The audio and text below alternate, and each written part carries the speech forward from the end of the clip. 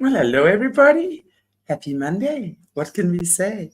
We made it through another beautiful weekend and we're at the beginning of another glorious week. Hello, Brice. How lovely to see you. Are you well? I know what I noticed, Shanti. You and I both do this. Maybe it's the Aquarian thing. Maybe it's the O negative thing. We both do this. We sway. We I sway know. our shoes.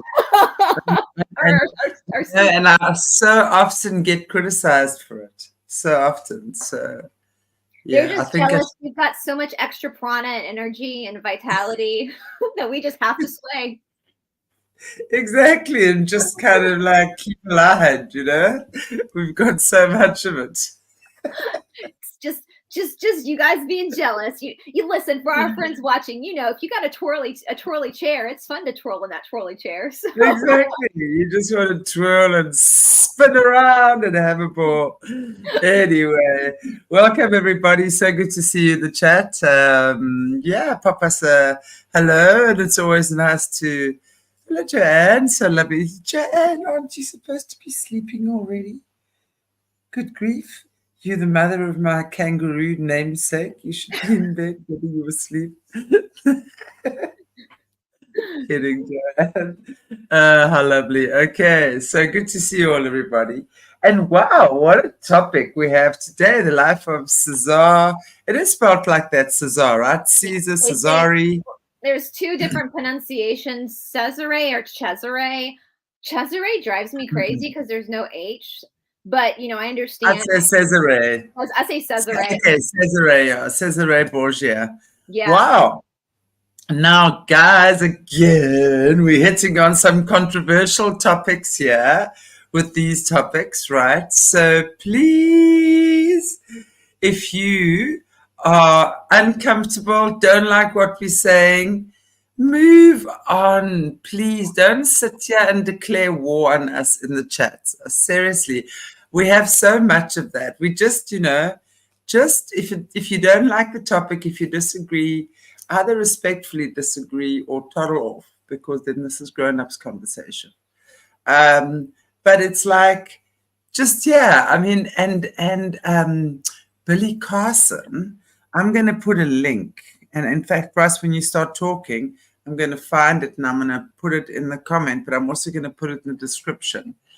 There's a podcast called Did Jesus Murder His Brother and Have Sex with His Sister? I'm like, what the hell? And although that title is definitely a little bit clickbaity, but it's not really, because then he starts drawing, comparisons between Zeus. And guys, I got to tell you as well, for those of you who watch Caleb and I've had a teeny tiny conversation around this, and this is pretty spot on. In my opinion, this is witchcraft at its finest. Oh God, Brice, absolutely. The Bible and the way they've dressed that Bible up, that's the ultimate book of darkness. And really? and Billy Carson kind of goes into that without really going into that. Like, he talks about Cesare being an energy vampire. And I titled this as the bad boy of the Vatican and its inspiration for Jesus. And I had somebody comment, it's Yahshua, because I always say it's Yahshua, not Jesus. But what you guys, when I said, no. What we need to understand, and if people are still not getting this, listen to Billy Carson's episode. Yahshua and Jesus are two different people. Exactly. Yahweh and Jesus are the same. Yahweh and Moloch are the Jesus. And they took parts of Yahshua's story, as Billy Carson states, and they put it into the Jesus or the Zeus story, the Mithras story, the human sacrifice story. And even Billy Carson talks about this. Yahshua was never sacrificed. Why? Because the God of the real God doesn't require a human sacrifice. It does not require cannibalism. That's what Lucifer requires.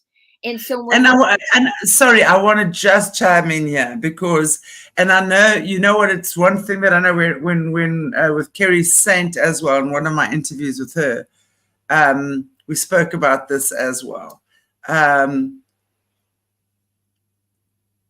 We are created from a God of love. Let us never forget that. And yes, love, you know, fear is simply the absence of love. Because although love has no opposites, it's a bit like time, right? Yeah, when we're working with time in a linear way, which is not true time, but it's obviously the way we need to operate with it right now. Okay. We do the same with love. Right? So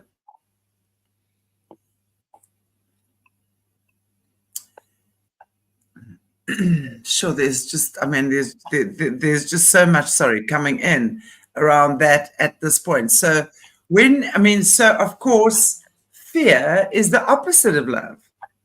If we want to look at for it just although love has no opposite, but while we're here in the sense of duality, we will call it call it that for the moment. So fear, false evidence appearing real. Let's use that as the acronym, right? But we have to experience fear because fear is the absence of love and fear is the absence of light. So in other words, now that you can't see anymore, you're in darkness maybe, and everyone that has given you all the compliments and the resources and everything else, it's just you now. So who am I in the dark, stripped naked to the bones? That's the essence of a spiritual practice, isn't it? You totally strip yourself and naked. that is where your greatest growth is going to lie. There, right there. Yes. Right there. The most uncomfortable moments. A person of dark. It kind of takes a person of dark to ignite the light in you. Hello, Lucifer. When we look at, and it's not about Lucifer as an entity, but it's the representation of what Lucifer represents. All our fears, in other words, false evidence appearing real. So all our guilts, our pains, our sins, our evils, our whatever it might be, And I love what Lisa D just said. You can't appreciate the light if you've never experienced the dark. My boyfriend says that we came here to be uncomfortable so that we would be uncomfortable enough to move and to find that answer. Think about it. Think about a lobster, right? I mean, that lobster, when it grows, that skin gets so tight.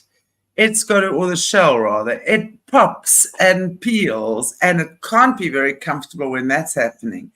But, oh man, just think about when it's finally popped and peeled off, right? That lobster is now running and swimming around that entire ocean for. It's the same thing with us. That's what growth is about.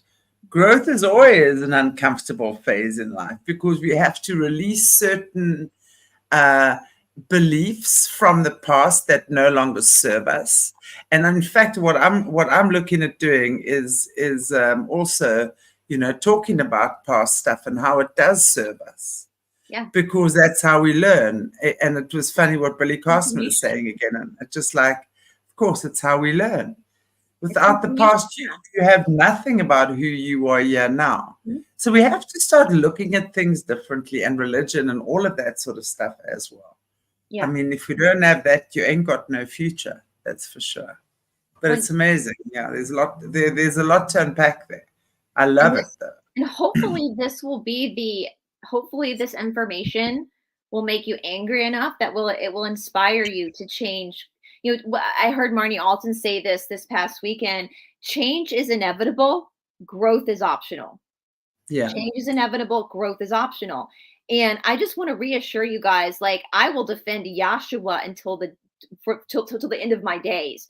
The person who was Yahshua ben Yosef, the real person who taught the Christ consciousness, who was never crucified, was an amazing human being who is teaching the same things that Shanti is saying, that I'm saying, that Yoga Sutras are saying, that you're perfect the way you are. You have to just go on that path yourself.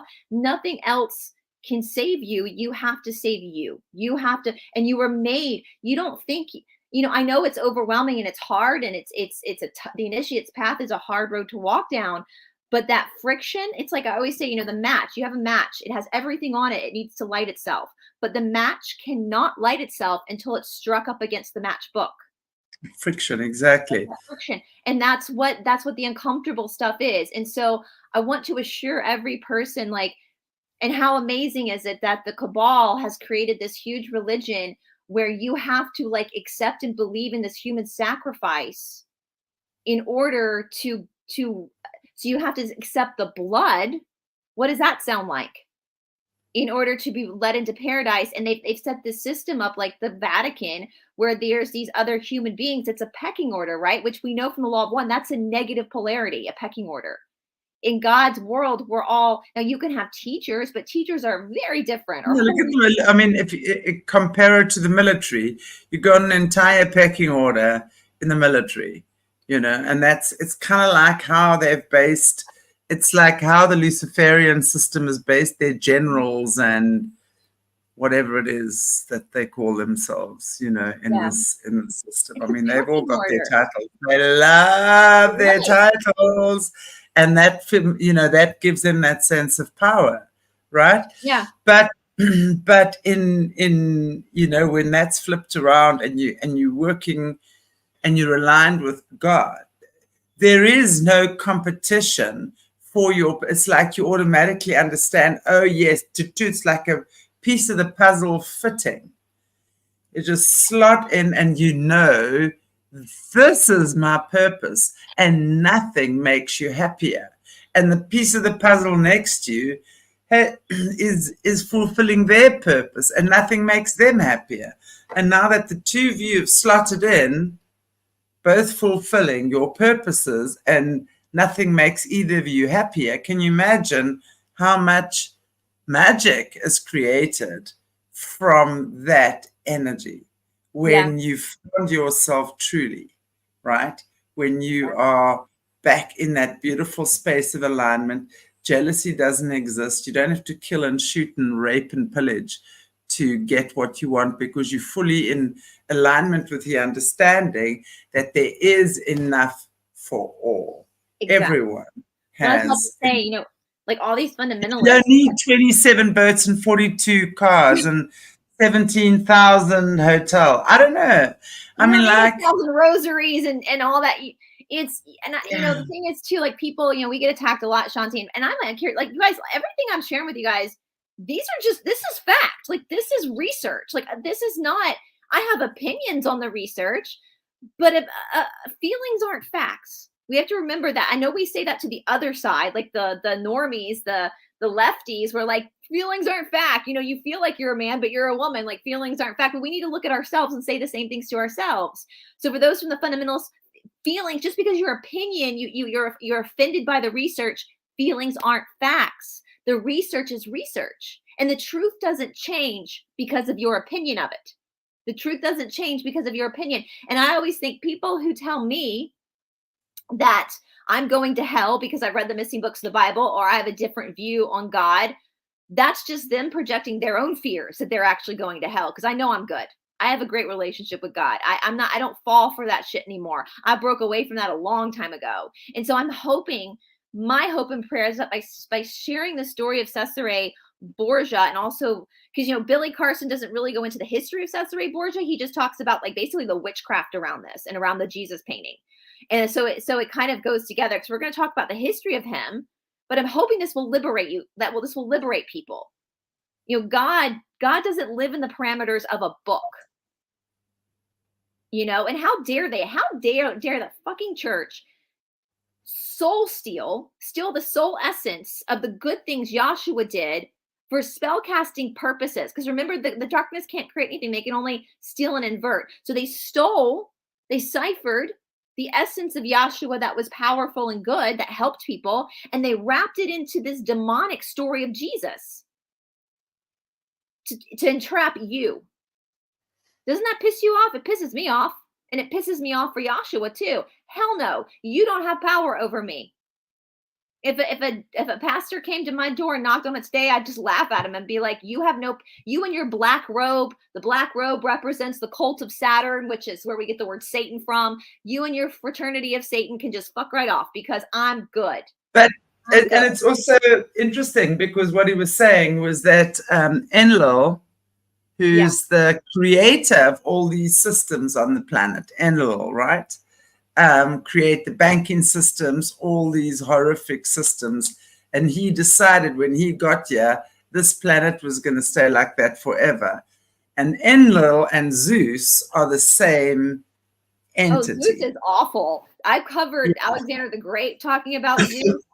I mean, the Dionysian cult we've covered on your channel too a long time ago, where Dionysus was the son of Zeus. Like, this is awful. I mean, they do horrible things. Horrific things. This is not the God of good. So anyway, yes. So with that being said, you guys, and as always, do your own research too. Like, don't take my word for it. Don't take Billy Carson's word for it.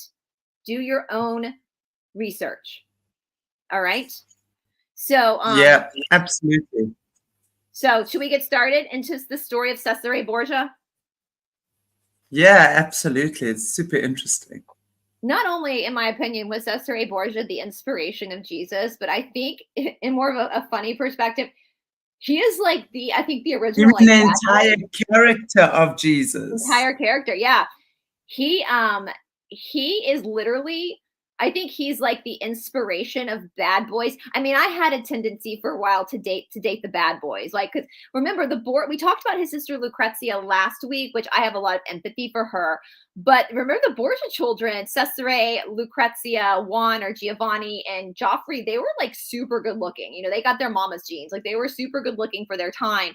And so Cesare, I kind of see him as being like that Don Juan suave bad boy of the Vatican, with his super good looks and his sex appeal and his long hair, his flowing hair, you know. So there was a lot of pull with them. He was born on the 13th of September, 1475, again in like the suburbs of Rome, with where his sister was born, son of Cardinal Rodrigo Borgia at the time and his chief mistress Vonazza.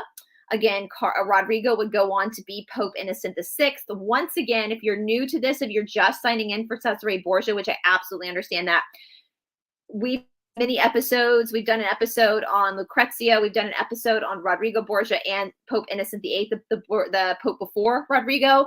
And I would encourage you to go back and rewatch those, because at this time, I'm not going to go into so much detail now because we've already talked about it. At this time, it was very common for cardinals and, of course, the Pope to have children. That was very common. And just because they were illegitimate, they were treated better than most nobility were. So if you're confused by that, go back and rewatch those episodes. So they were not secret children. They were hierarchy kids. From childhood, Cesare was groomed to work for the church. He studied law at what is now the University of Rome. All right. So again, at this time, law was both canon and civil law. And so the University of Rome is one of the oldest universities in the world. In 1303, the University of Rome was founded by Pope Boniface VIII. And then in 1431, the year that Rodrigo, that Cesare's father, was born, Pope Eugene IV reorganized the school. He raised money by putting a higher tax on wine to fund the university's 4 schools of law, medicine, philosophy, and theology. So they're taxing people to put money. We still do that today, right? Our taxes go to fund our schools, but our schools are notoriously teaching people what the cabal wants them to know, right? As of 2016, it was ranked among the top, still to this day in 2016, ranked among the top 3% of the best universities in the world. So with that being said, Cesare Borgia, like his siblings, was given the best of educations. And I've said this before. I mean, the Rodrigo Borgia, these are highly intelligent people. And Cesare, to me, reminds me more of his father's intelligence. I said this with Rodrigo, that Rodrigo, as I said, my mother would always tell us growing up that she would rather us have street smarts than book smarts, because street smarts will get you a lot further. But Rodrigo, and looking at it, Cesare, both kind of, I guess Cesare got it from his dad. They kind of had both. They were very cunning. and they were able to take highly intelligent, and they were able to take their education and manipulate it to serve them. That's how they got so powerful, right? And also something that's interesting as well, and I've covered this before when I covered the Federal Reserve. So even as late as the early 1900s, if we're looking at the official narrative, of course, there's also the Tartarian narrative, but we're looking at the official narrative right now. Children before the Federal Reserve was created had a very different approach to education. So we know before the creation of the Federal Reserve, most children were born speaking multiple languages, were taught to read dead languages from a very young age. They were also taught philosophy at a very young age. And philosophy, in my opinion, is a very important subject. But I mean, I kind of go back and forth because there are some philosophies that are probably a little bit too complex for a really young child. But I think if kids were taught them now, I mean, I don't even know if public schools today even teach philosophy classes, or you have to get those at university, then maybe we would understand the complexities of the world a little bit better. And so philosophy was hugely taught to Cesare and his siblings. And so when we're looking at understanding Aristotle, Socrates, Plato, all these big philosophers and their theories on humanity and how humanity operates and works, and again, I keep going back to the complexities of being a human. If you're taught these theories at a very young age, on top of understanding law and canon law, on top of being a bloodline child, you can definitely use this to your advantage and manipulate. And I see that a lot with Cesare, again, a lot like his own father in personality. And of course, guys, this is just from research, so I could be dead wrong because none of us were around in these bodies. If we weren't in these bodies back then. But it just seems like Cesare has the ambition and has the cunningness of his own father. He might be attractive like his mother, but he has that intellect of his own father. So, but by a very young age, by 15, he was made the bishop of Pamplona. By 17, the Archbishop of Valencia. By 18, he was given more bishop titles. And by 19, he became an abbot. So this is around the time where his cardinal father got promoted to pope. And so definitely experienced a huge elevation in power and jobs and money. All the kids did when daddy became pope. It helps when your father's the pope, right? So now with that being said, you guys, and the Borgias are known for being extreme when it comes to nepotism. And I got to be honest with you guys, I'm not opposed to nepotism at all. Like, I think if you own a business and you've built that business from the ground up, of course you want to be able to leave it to your children. I totally get that. But, you know, of course, the Borgias have a little bit more of a psychotic look at the world than some of us would. So, and the fact that what we see with Rodrigo Borgia, especially, is because, you know, at this point, the cardinals, the archbishops, the popes can't get married because they want to consolidate the power in the Vatican. So if a pope is married at this point, the legality of a child being legitimized is what gives them the right to inherit. And I actually said this, I don't know when I said this, but I find it very interesting when we get into like the sexual escapades of like Cesare Borgia. Back in Renaissance Italy, what I find super fascinating, just from a human perspective, not just from a diabolical controller perspective, just from humanity, is back in Renaissance Italy at this time, people had a very laissez-faire perspective on sex. Like it was way more casual than the way that we see it today. However, they had a very strong boundaries when it came to legitimize children. So it was really important for a child to be born into wedlock, unless you're the Pope, in order to inherit land, inherit money. You know, illegitimate children born out of wedlock were not given the same fairness in the legal system as children born into wedlock.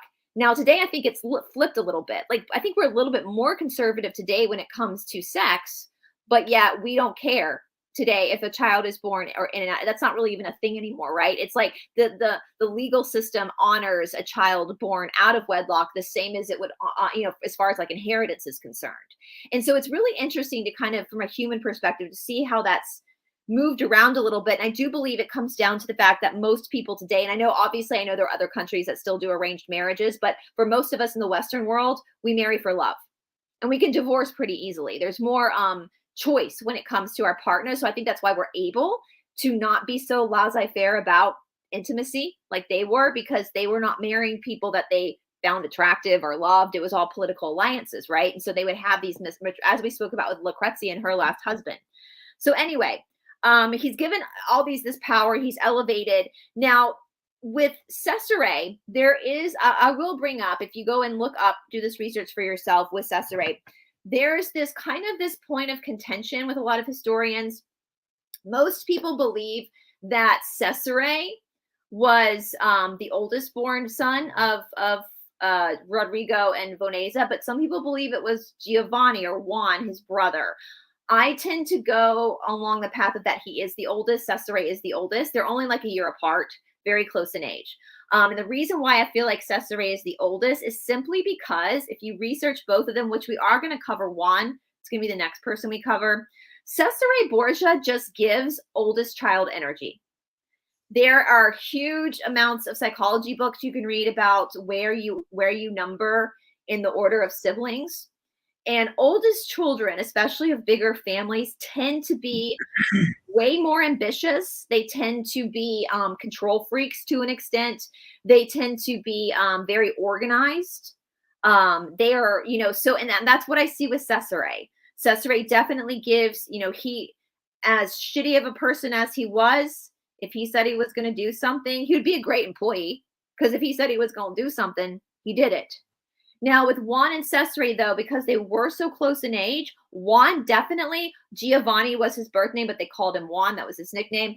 Juan definitely does give second child energy. Now there's these hysterical videos and memes people put out. They say, if one of your children was going to get arrested, who would it be and why are you picking your second child? Because the second children tend to be a little bit wilder than the first, right? The first is also the guinea pig child.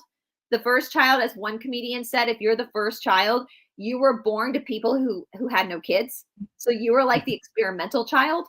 So a lot of times oldest children, the parents are stricter on them. They get punished. I mean, my mother tells an hysterical story. There were 4 children in my mom's family. My mom's youngest sister, my Aunt Kathy, my mom said that by the time my Aunt Kathy came around, my grandparents didn't even know where she was half the time. I just didn't whereas my mom's oldest sister, it was like she was put in very strict, guidelines and parameters. And so I just psychologically speaking, looking at these 2 brothers as human beings, and again, the complexity, I keep going back to that word, but that is just a, Lisa D, actually, I would argue with that, Lisa D. I lived in Europe for a while, and I would actually say no, that the European educational system is not as good as the American.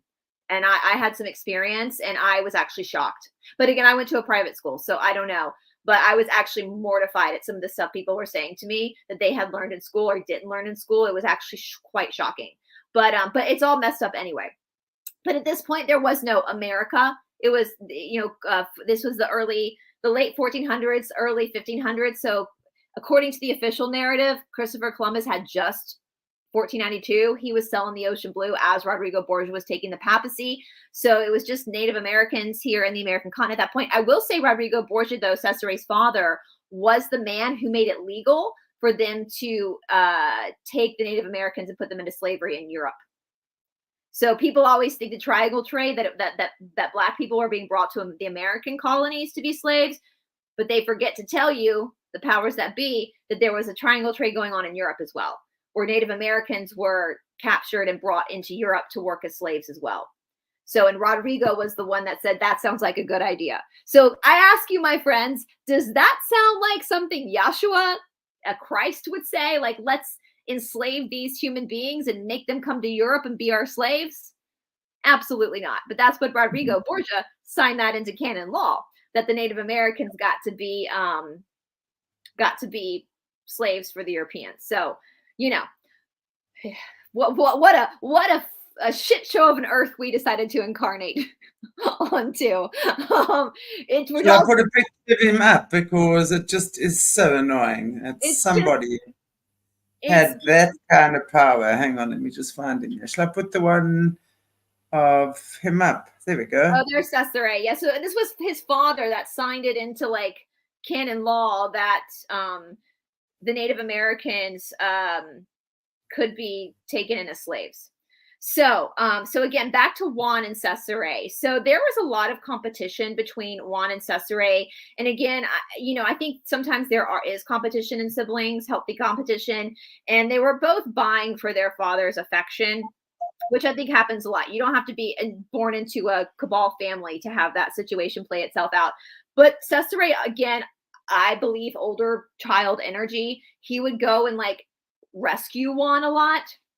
Like Juan would oftentimes go and partake in brothels and end up falling asleep there. And Cesare would have to go find him because he wouldn't show up for the meetings that he was supposed to be put, so Cesare would have to cover for him a lot. And so I do see, I'm the oldest child. Like I would do that for my sister, but I could see myself being annoyed at my sister. Like, get your shit together. Like, it's kind of like that meme that I love, that's like, siblings are so weird, because I would absolutely give you, if you're my siblings, I would 100% give you my kidney, no questions asked, but you can't borrow my charger. That's the relationship and the dynamics between siblings, right? It's so weird. Like, I would totally die for you. I would do anything you need, but don't borrow my charger. It's exactly. It's like, as your parents age, it's like having your siblings there. Like the sibling relationship is so complicated, but yet important. But so it's to look at Cesare and Juan, even though they're cabal, but you see that humanity of these two brothers who are a year apart. They're a year apart in age. They're basically the same age, and their father's the Pope. Now, from the get-go, Rodrigo Borgia, his two oldest sons. We talked about the life plan that Rodrigo Borgia had for his daughter Lucrezia. Now let's talk about his two oldest sons. He had a plan for both of them. One of his sons was going to be in the cloth, and the other was going to be in the military. And Cesare, being the oldest, was groomed to be in the cloth, to be in the church. Juan, on the other hand, was given the title of military. So he was like the head. He was the captain general of the Vatican's military. Now I said earlier that I'm not against nepotism. Like if you own a store or a business and you want your child to inherit it, that's one thing. But when you just designate somebody to be the head of the military without training, that's a problem, right? That's a problem. Now, something that Billy Carson brought up, that I don't know if it was on the podcast I sent you or another podcast I listened to, which I think is a really great thing, a perplexity that we should consider, whether you're Catholic or Protestant or another religion. Why the hell does the Vatican have a military? Why does I was about to ask you. I mean, it's the first time I've actually heard that the Vatican has a military. And they still do. They still wear those crazy, silly outfits. I've been to the Vatican. They still have like, what weapons do they wear? Do they like carry big guns and stuff? I would have to. Do they even carry weapons? They probably do. I'm trying to remember back when I was at the Vatican. They wear those crazy, silly. Actually, you could probably Google a picture of it. They're crazy, silly outfits they wear. It's the Swiss Guard or whatever. Anyway, but that's the Vatican military. So, and the Vatican is war. Remember, we're on the Italian peninsula at this time, where there's no Italy. It's just principalities who are warring with each other. Because again, and I'll bring this up again. So let's look at the timeline here. Let's look at the timeline from the official narrative. Again, I'll reiterate, because I know we'll get these comments in the comment section. Yes, there is a Tartarian timeline. We're aware of that. But right now we're talking about the official one because we're not quite sure how they all fit together. But let's look at the official narrative. So Italy, the Italian peninsula, is being fought over like crazy during this time, these different principalities. Yes, the Swiss Guard. Because of why? Why are all these countries, the big ones, Spain, France, England, the same old group, why are they fighting over this peninsula of Italy? It comes down to agriculture. The Italian peninsula was very advantageous to agriculture. What does agriculture mean? Money. It means business. So what we're seeing happening in Italy on this little tiny peninsula that looks like a boot, we're about to see happen over on the American continent. If you think about the American continent, once that was discovered, which has just been discovered at this point by Christopher Columbus in our timeline, all of a sudden we're going to see the same big empires, France, Spain, and the United Kingdom, warring over the American continent. Why? Agriculture, tea, coffee, sugar. These are huge products that make people very, very wealthy. And if you got a lot of money, you got a lot of power. You know, I always laugh. In America, we laugh about all the wars that the colonists went through. And there was one particular war between France and Spain that if France had won, I would be speaking French right now. Right? That's why I speak English, because England won that war. And the Americans went, nope, and went to war with England. Right? So this is what, so if you think, especially if you're an American, if you think about the American history that we learned about all these battles between these empires happening here on the American continent, now take that and put it on Italy, a much smaller area. That's what's happening in Italy, all for money and power. This has nothing to do with the Italians. This has all to do with the Italian people. This has everything to do with the controllers. And so within all these principalities that are battling each other for control over the peninsula for agriculture, you got the Vatican right in the middle, and the Papal States. So I put in my notes, like, is this history's first crime family? Like, is this like the mafia? You know, like in the Vatican, it's literally the most, and somebody wrote this down, that this was a family bound by flesh and blood and corrupted by power. So we have Juan, the second son, the wild son, that's partying all the time and is a loose cannon and falling asleep at brothels, who is in charge of the military. And we have Cesare, who's stuck in the Vatican. And Cesare wants to be in the secular world. He does not want to be in the Vatican. He wants, and this has nothing to do with him boinking women or having babies, because we know they can do that anyway. It's about his gains, right? If you're in the Vatican, even though the more you rise up in rank, the more powerful you get, you're still confined to the Vatican. But if you're in the military, especially the Vatican's military, with all that money backing you, your gains are aplenty. And I just think Cesare also energetically, when I think about Cesare, you know, you think about being in the military back then. The military is a lot of athletic. I see Cesare as being somebody who was very active and probably even wanted just that ferociousness, right?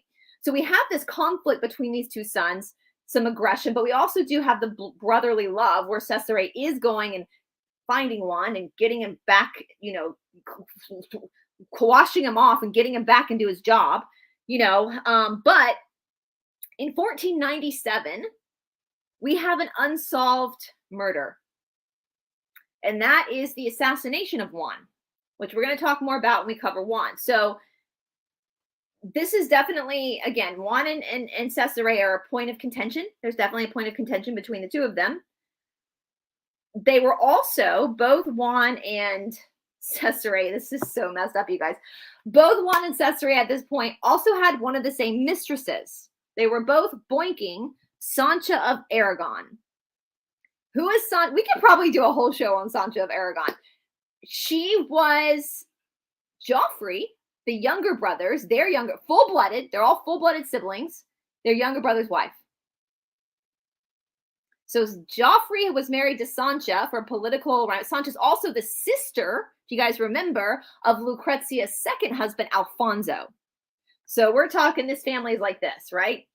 Now, Joffrey was married off to Sancha at a very young age. Like in the Showtime show, they show him playing with his toys. Like he doesn't even understand intimacy at this point. He's so young. It's a political match. But obviously for the boys, it's not going to be as traumatic as the girls. So Sancha is off boinking both Cesare and Juan. So they share a mistress who's also their younger brother's wife. You think your family had it problems? Like at least this was not.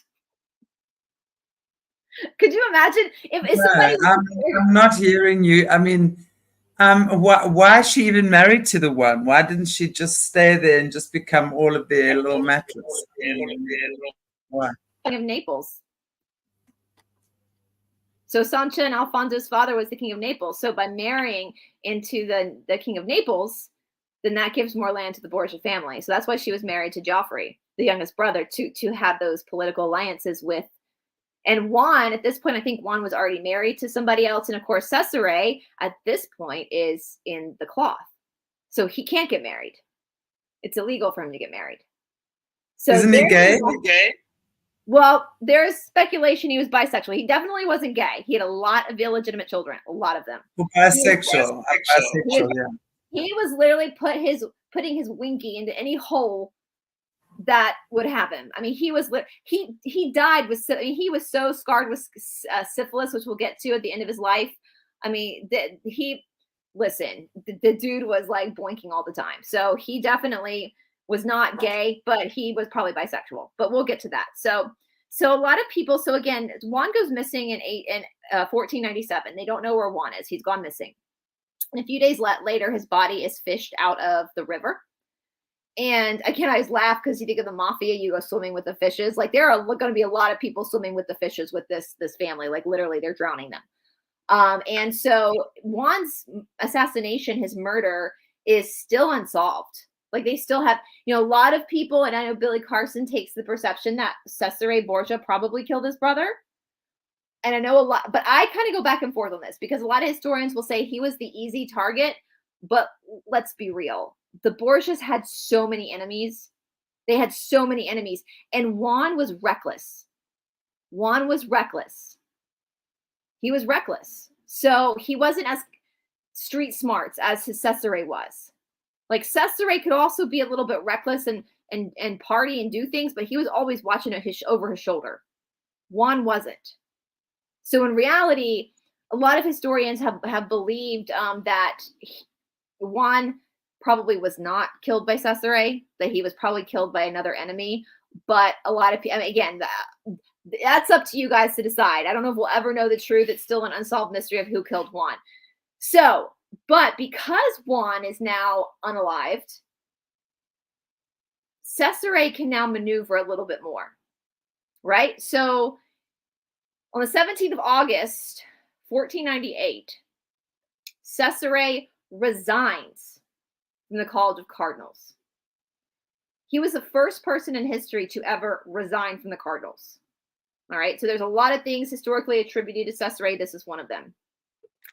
Now, Cesare, I laugh at this because the College of Cardinals at first did not want to let him resign. And I think they were probably like, wait a minute, what?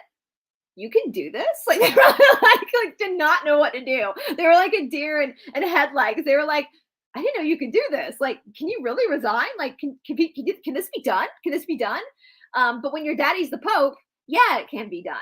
And Pope Daddy got him out of the Cardinals. So of course that became a precedent and allowed for other Cardinals to eventually end up resigning because that's what Cesare did. He started that by example. So at this point, he takes over as the captain guard of the Vatican military, what he's always wanted to do. And he ends up very quickly becoming the most feared warlord of his day.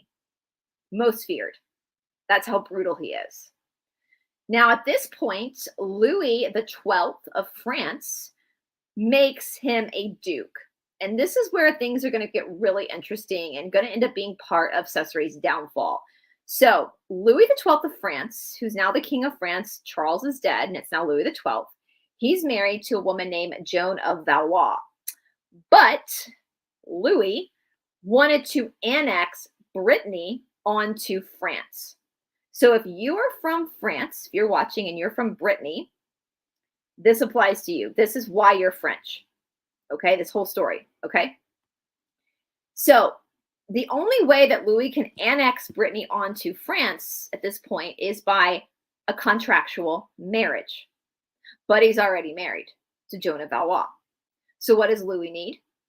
Louis needs an annulment from the Pope.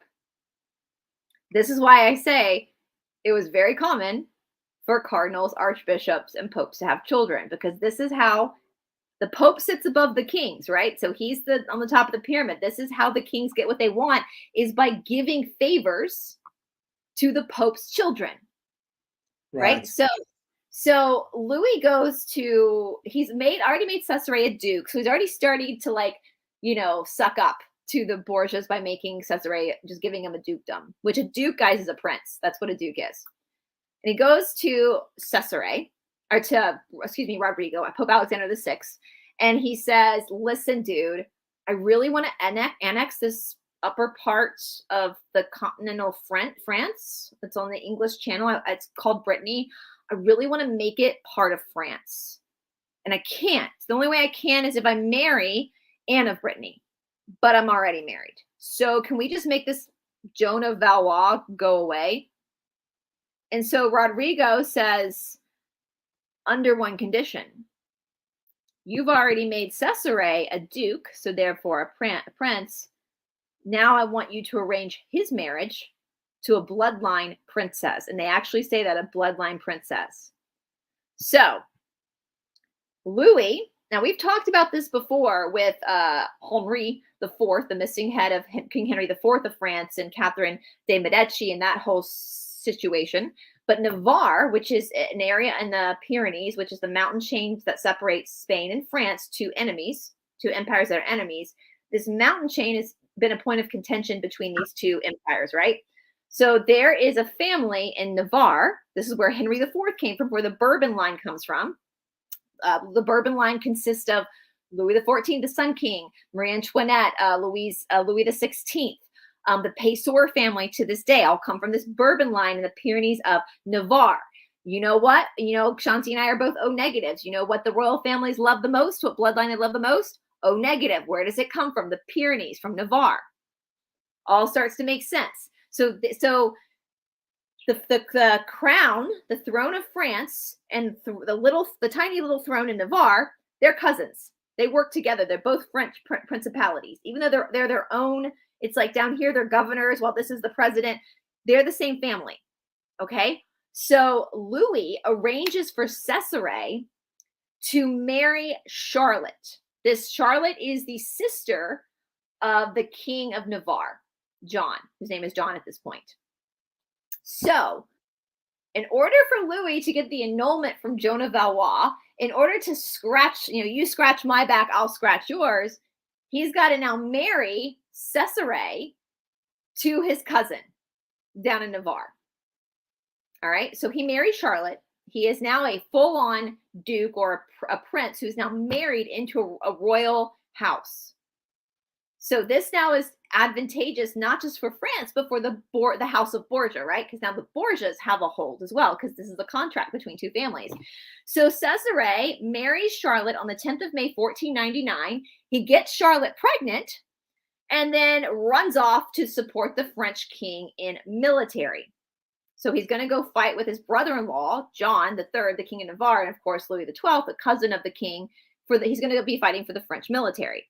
All right, so the daughter they have, so his son or his daughter, his only legitimate child. So he had like 11 illegitimate children, but the only legitimate child Cesare Borgia had, which meant in wedlock, was a woman named Louise Borgia. Now, Louise Borgia, her line is still around. Modern day, this is Prince Sixtus Henry of Bourbon Parma. He is a direct descendant of Cesare Borgia and this ruling family of Navarre, the Bourbons, through Louise Borgia, Cesare's legitimate daughter. Now, I'm sure that there are other people who are direct descendants of Cesare out in the world today, but because they were born to whores and mistresses, I hate to say it that way, but that's how they said it, in brothels, their ancestors, they probably don't know that they're a descendant of Cesare Borgia, right? Because they don't keep up with illegitimate. They don't keep up with the records. If you're illegitimate, it's only the legitimate children that are born to these noble houses where there's birth records. So his name it's Prince Sixtus. You guys can look this dude up. He's really old, but I'm sure he's got kids too. But he came up. Prince Sixtus, Sixtus Henry of Bourbon Parma. He is a direct descendant of Cesare. And he, obviously with a name like that and a Wikipedia page, because he has a Wikipedia page, he's obviously, the Borgia family is still pulling the strings, right? There's obviously still a huge number of Borgias that are in charge of our world today. I mean, we talked about this last week, that is speculated that Pope Francis, the Pope we have now, is also a direct descendant of the Borgias. So riddle me that, Batman. All right, so Cesare becomes a deadbeat dad, basically, where he has Louise Borgia, but he never sees her because he goes off and does his military stuff with his now new French family. And this is called from 1494 to 1559, so well after Cesare's gone, this is what's called the Italian Wars. So this is for control of the peninsula, like I said, and this was meant to expand the Borgia hold on land. So people might think, oh my God, why is Cesare Borgia with the French military and they're going to invade Italy where his family lives? Well, it's not invading Italy. It's because now the Borgias are going to try to take over these principalities with the French military and the backing of the Vatican in order for the Borgias to have a hold on the Italian peninsula. It's so petty, you guys. Like, it's so freaking scandalous and petty. So now at this point, not only is Cesare Borgia the captain general of the military and army, not only is he now within this French empire, which with at the top echelons, fighting with Louis XII, who's the king of France, but he's also now became the head of the papal army. So Cesare Borgia is literally like one of the most powerful, influential human beings on the planet at this time. Now, y'all, you want to know what happened? What happened? And this just made me so mad. And I was like, oh man, this shit doesn't change. Like, they are doing the same shit. They just have fancier clothes back then, right? Rodrigo Borgia was taking the money from the Vatican that peasants were donating, their little shillings they were giving to buy their place in heaven. That's what they were telling them back then, right? To collect the money, the taxes, and putting it behind Cesare Borgia conquering the lands of Italy. Real estate. So they're like to buy a piece of their real estate in heaven. Yes, and that's what the Catholic Church was telling peasants. Like, that's part of the inspiration for the Protestant Revolution. We're like, wait a minute, it doesn't say that in the Bible. That's how they would get people. Like, if you give us some money, if you tithe to us, you're gonna be saved. So the Vatican. Because we are special. We Catholics, we're special. I mean, oh my God, I'm like, these sons of bitches, and they're doing the same shit today. Now today, we see it more. It's like for us in America, we pay all these taxes and the money gets sent to other countries. Same thing. It's the same thing that's happening. Right. People are giving donations to the Vatican for their tithing, and it's going to grow the House of Borgia, the most scandalous of people to live on Europe at this time.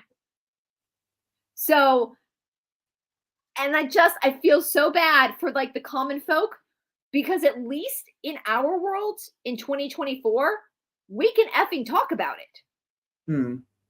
We might get threats for talking about it, but at least we can like start to initiate some sort of change. Commoners couldn't do anything. There's nothing they could do. There's nothing they can do. It is what it is. I do laugh though. It just shows you how messed up this time period was. I discovered this like part where Rodrigo Borgia made Cesare he basically fired the vicars of this area of northern Italy and made Cesare like the boss of this area.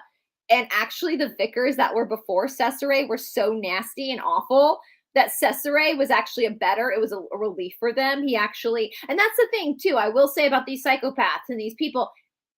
If your land is advantageous to them, or if you do them favors, like if them having you under their control is good for them, they're going to treat you well, right?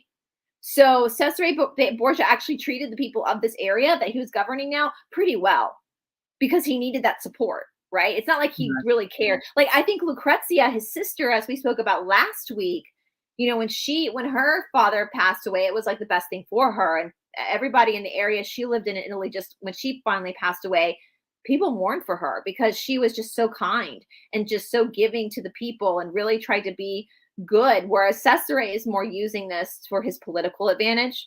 But I laughed because I was like, Miss Fiji saying he had 11 illegitimate children. So, and Miss Fiji brought up a good point. So Machiavelli, the prince, is about Cesare Borgia. So when we talk about Machiavellianism or a Machiavellian person, they're talking about Cesare Borgia. And there is a debate on whether he actually admired Cesare or not. I actually listened to a lot of podcasts regarding the relationship between Nicola and Machiavelli and Cesare Borgia, what that relationship actually looked like. And some people see the prince as being like this treaty to teach you how to be a tyrant. But other people say no, that Machiavelli was actually just documenting how he really was. Like how Cesare Borgia really was, like what he really did. And it wasn't supposed to be like a book to teach you how to be a tyrant. It was more of an expose on like what this notorious, because again, like I'm saying, you guys, people feared the Borgias. They knew they were not good.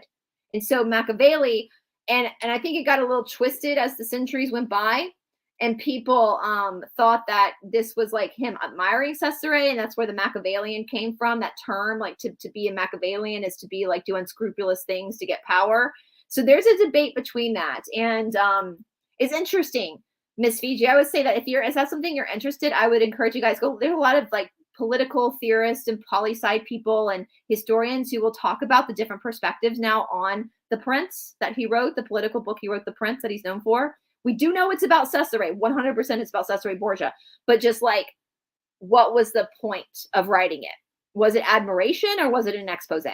And that's where the question mark lies now. Was Machiavelli trying to expose just how unscrupulous? Or anyway, but I'm glad you brought that up, Miss Fiji, because I almost forgot to mention that Machiavelli based The Prince off of Cesare Borgia. All right, so at this point, we've got the Orsinis involved again. Like they're kind of in and out.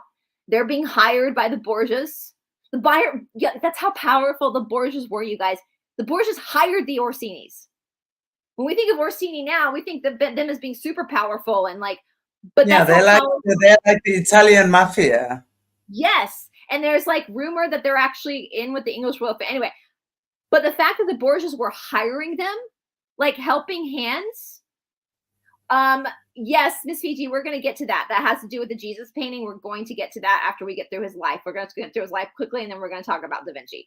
But the fact that the Borgias hired the Orsinis as like workhorses just makes me laugh, because that just shows you how powerful the Borgias were at this time.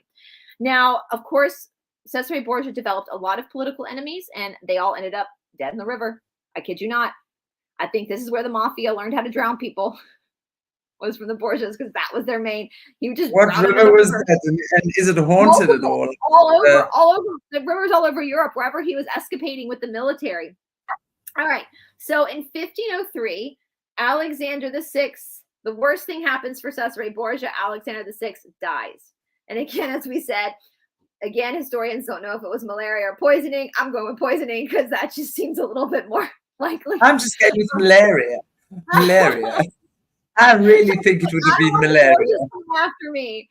Yeah, Lisa D, 100%. They were the Clintons of their day, 100%. Yeah. But they were just a little bit more open about it, because who the hell is going to mess with them, right? What? And again, let's look at this, which is super interesting. How is history repeating itself? And, you know, this is like the past as well. You know, until we learn from our past, we're never going to create a different future. That's why Billy Carson was saying it's important to know this stuff, right? That's what I mean, it's because I always say that anyway in what I do. And the way he said it with this in history, and it just makes perfect sense. Exactly. So Pope Alexander died, effectively. And as I said with Lucrezia, I think that actually freed Lucrezia. But with Cesare, no, it did not. So, daddy's dead. I've got all these enemies. But never fear, my friends. Never fear for our Cesare Borgia fans. The next pope was a Pope Innocent III. Now, the new Pope, Pope Innocent III, he likes the Borgias. So yay for Cesare. He's still got the support of the Vatican, because Pope Pius III, he's an ally of the Borgias. But you know what they say? They say that if you ever want to make God laugh, what? Tell him your plans. I kid you not, you guys. Pope Pius III only lasted 26 days before he too. He was dead. He died. So 26 days of turns into a serious because the next pope was Pope Julius II. Pope Julius II hated the Borgias. Oh shit. So Pope Julius II, he starts to remove titles from Cesare. I mean, this shit's so petty, you guys. Like, some of this stuff is so petty. It's like teenage girls, but they're grown-ass men in the Renaissance. He just starts to remove titles from Cesare Borgia. Like, I'll take that. It's so petty. So, Cesare Borgia gets pissy because he's still, who cares if he loses a few titles? He's still married to the house of the French family, and he's a Duke of France, and he's still a noble person. Like, this is how freaking selfish and he's all pissy about this. Well, if you guys remember way back to his father, Rodrigo Borgia, they're from where? The Borgias are from Spain. And Rodrigo Borgia was the one that allowed for the marriage between Isabel and Ferdinand of Spain that joined Castile. So Ferdinand II, they're still on the thrones at this point. But here's the problem. Rodrigo was made the godson of their first son, but Cesare and Rodrigo kind of pissed them off because they married him into the French family, because Spain and France hate each other, and they're fighting for territory over the Pyrenees. So Cesare, being arrogant, he's no longer the head cheerleader. I love that. That's so funny. My Southern lifestyle and friends. Yeah, he's no longer the head cheerleader anymore. Cesare Borgia. It's so petty. So Cesare, being arrogant, goes, you know what I'll do? I'm going to go to Spain, and I'm just going to go get a beer with old Ferdy. You know, we're family friends. We go way back. My dad is his son's godfather. He'll forgive me. I'm going to mend fix fences with Ferdinand II. And so therefore I'll be backed by France and Spain, so I can take my position back as head cheerleader, right? Well, he overstepped his boundaries, because the minute he went to go try to have that beer with Uncle Ferdy in Spain, he gets arrested and thrown in prison. Why was he arrested then? Were they anticipating his arrival? And obviously they didn't like him. They're looking for him because he's an enemy to Spain. He's head of the French military. And they see him, they arrest him. And so, oops, that beer with Uncle Ferdy didn't really work out in his favor. But never fear, my friends. Never fear. Never fear. As we know, these petty bitches, they're awful, but they're fun to gossip about, because they're so petty that it just makes it fun for us. We can laugh at them. Because remember who Cesare's brother-in-law is. It's John III of Navarre. So he's going to come rescue Cesare, right? And it's not because John's not like, oh man, my sister's baby daddy. Like, this is my bro, we're family. That's not why he's rescuing Cesare. He's rescuing Cesare because Cesare is the sharpest military mind in Europe. He needs him. If he's going to continue to claim the Pyrenees, Navarre, as French land, he's going to have to get Cesare out of prison, because he can't do it by himself. So he gets Cesare out of prison, and they recapture the land in the Pyrenees for Navarre. And then the 11th of March, 1507 happens. So I'm just going to set the scene, you guys. Like, let's set the scene. It's early in the morning on March 11th, 1507. A huge thunderstorm is happening. Don't you just want to stay curled up in bed and just sleep and listen to the pounding rain? Not if you're Cesare Borgia. So at this point, he and John, his brother-in-law, are in one of the castles in Navarre. And they're doing their military. They're militarying. You know, they're doing their expedition to take the land back and screw Uncle Ferdy from Spain, who threw me in prison. You know, they're just being petty bitches, whiny little petty bitches. And they had captured some knights from Spain. So they had their own prisoners now. And because of the thunderstorm, these knights decide that they're going to escape out of the castle. And Cesare goes, not over my dead body, which LOL is actually what happens. He goes out to try to recapture his prisoners. And because of the rain and the wind, he gets separated from his men. And the knights that have escaped decide to take advantage of the situation. They corner him and they stab him to death. And at this point, Cesare Borgia, again, is so riddled with syphilis from boinking everything that he has to wear a leather mask because his face is so disfigured. So they pull his mask off. Apparently, when he was found, he was butt-ass naked with just a tile over his wiener. So that's how he met his demise. He was only 31 years old at that point. All right. So his brother John builds a mausoleum at the Church of Santa Maria in northern Spain. So he gets buried, but then the tomb gets destroyed between 1523 and 1608. He was so hated by the people that they take his body and they bury his body under the road. So ha, ha, ha, ha. Now people have to walk on his body. But in 1945, they exhume the body of Cesare Borgia, test it, and then they actually rebury it back on the church property. So you can go to the Church of Santa Maria in northern Spain and actually still visit the tomb of Jesus, basically. Now I know we're over an hour. We still got to talk about the Jesus painting, And we actually need to talk about the bouquet of chestnuts. So I know I'm not going to be here next week. So do you just want to keep going, Shanti, or do you have another show? I've got another appointment in 15 minutes. So should we save it on the cliffhanger? Yeah, I think so. It's always nice. Add it in with Juan. We can start it off, because we got to talk about, again, the Leonardo da Vinci Jesus painting, and we've also got to talk about the bouquet of chestnuts as well, which is sounds super interesting, honey. Yes. Looking forward. In a few weeks, we'll talk about that, and I would encourage you guys to watch Billy Carson's episode. We'll get into the craft of it all. I wanted to go over the timeline of his life just so we kind of know. I love that, Lisa D. Dun dun dun. Cliffhanger. Sorry, everybody, that I gotta give you a cliffhanger. But hey, I think it's great, Shanti, because now they can listen. Everybody can go listen to Billy Carson's episode. I know you were going to put go and listen. He is phenomenal, Billy Carson. It's called what? Hidden Knowledge. What's his channel called? Forbidden Knowledge. Forbidden Knowledge. Forbidden Knowledge. Forbidden Knowledge. Great channel. Great show. He's very switched on, this guy, and clearly pretty sharp. So great to have these, we think we're alone on this planet, and then we come across people like that. And there's quite a few people who are brilliant. There's so many of us actually fighting the good fight. So let's never get Billy Carson has been awake for a very long time, you guys. Yes. He's a lot like Shanti and me, where it's all about your inner self and your inner work, and religion is just I mean, Billy Carson, I've said this before with you, Shanti, when we were talking about the Emerald Tablets, because he's done a lot of work with the Emerald Tablets too. Billy Carson, I feel like I've been stalking you, buddy. Like, I promise, I just really want to do a show with you. Billy Carson, if you see this. Yeah, can you please just invite him onto the show? Come on, Shanti, please. We want to pick your brain. We want to do it, Billy. You'll have fun.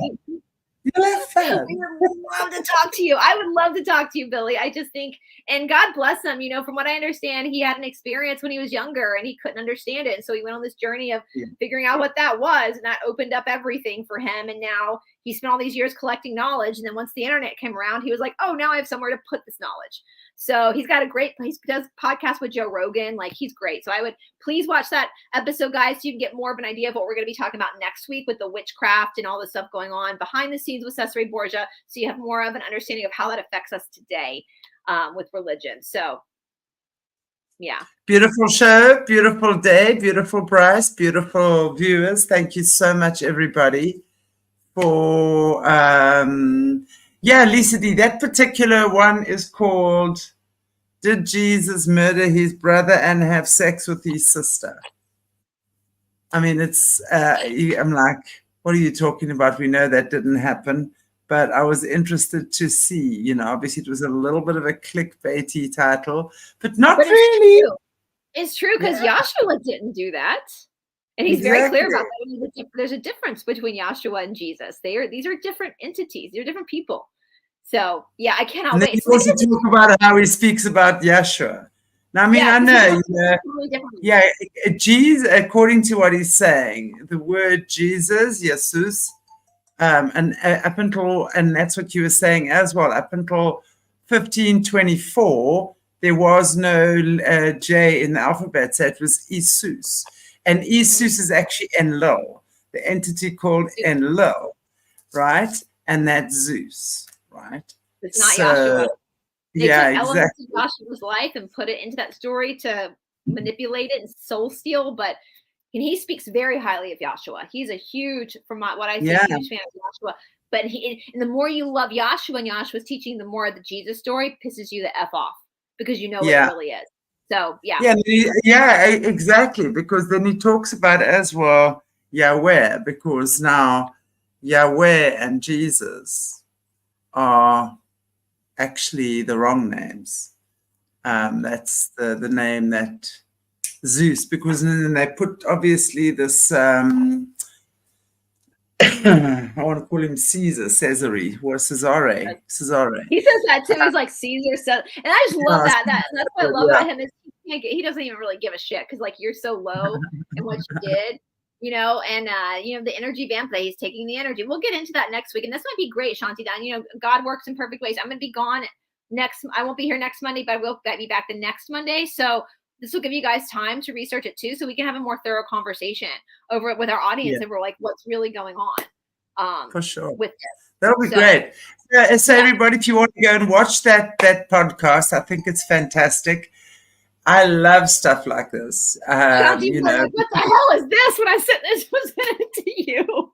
Yeah, no, I was like, okay, hang on. No, I actually wanted to like, yeah, show it to me. Let me watch. And it's really cool when you have such out of the box thinkers and they'll back it up with facts, you know. Mm-hmm. It's not just some dude shouting off the rooftop somewhere because he's had a bad day. No. These guys are actually, they are well learned. They've got a lot of facts that they back it up with. He's fantastic and definitely a tribe member. Yeah, okay, everybody. Sure. God bless. Yeah, I will not see you. I won't be here Wednesday either. It's the 4th of July, so happy 4th to the Americans, but we got to skedaddle out of here because of the Peachtree Road race because they block us in. We can't get out.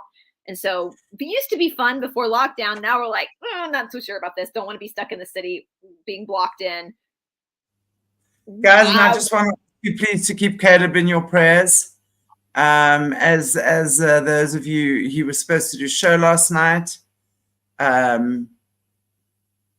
We spoke about this a little bit on Patreon. He's under some severe, being targeted heavily at the moment. They arrested his one sister, and when they were in the car with her, they said to her, "Tell your brother to stop talking." And then after the weekend, they just released her out of jail. And yesterday, another sister of his was killed in a hit and run. I will say, I hope Caleb is listening. I don't know if he watches, but I listen to a lot of his shows with you when I'm not researching, and I have so much respect for Caleb. Obviously, Jesse's a friend of mine, but I don't know Caleb, but I have so much respect for him, and I hope that he knows we appreciate him, and it takes a lot of guts for him to do what he's doing. And this shit's getting real now. I'm telling you, it's just. Yeah, it's just, we also know, I mean, spiritually, the attacks have amped up a lot. Big, big, big time. It's just one of those times. But, we've also got to take comfort in the fact that this is really the dark aligning to destroy the light, whatever it is, right? But if there was nothing to be scared of, it would not be aligning. So, think about that. So we were in this together. We all, it's a crazy time, but let's just hold each other's hands. All right. Yeah. Okay. I'm not going to explain now anything more, but anyway, it's a crazy time. His bravery is not lost on us. And what's the quote? Evil can only exist when good men do nothing. Exactly. And he's doing something. And that takes a lot of guts. It's going to make me emotional.